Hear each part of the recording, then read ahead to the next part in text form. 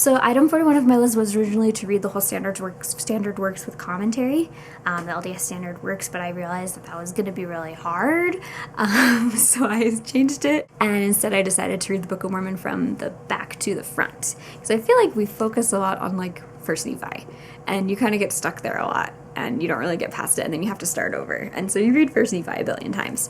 So I decided to start at the end instead of the beginning, and it was really interesting actually. So I just read each chapter from front to back, but the chapters in reverse order. So I didn't read like verse order backwards because that would be weird. But yeah, there were interesting things. It's interesting you notice like cause and effect more because you're seeing the effect before you're seeing the cause. So I felt like it was more like consequences were just a little more impactful when they came up, because it's like, oh, you're seeing all this bad stuff happening and then you realize what they did to get there, or all this good stuff happening and you're seeing the good choices they made to get there. A lot of things just had more impact even just from reading what happened first to reading the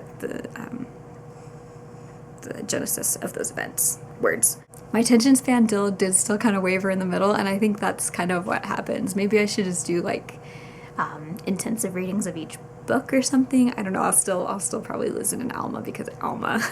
But it was interesting to pay more attention to maybe the end of the book, like Moroni. I feel like I made a very thorough reading of it, and as I was getting towards the end, actually, I was like really getting into Second Nephi, and I've never gotten into it as much before, so I really enjoyed that reading.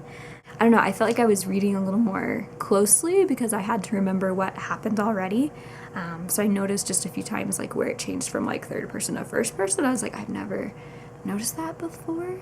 So the chapters in Alma where Moroni gets really mad at Pehorin and he's like, dude, why haven't you been helping me? And then Pehorin's like, dude, what do you say?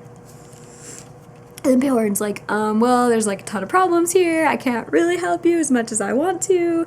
I kind of need your help.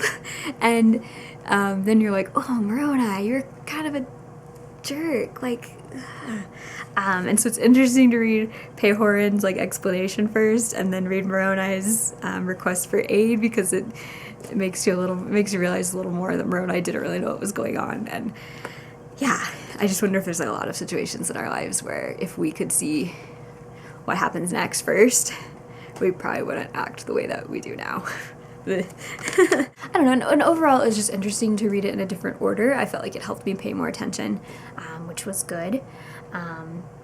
But yeah, I mean, I realized I do need to just read more in detail and pay more attention in general.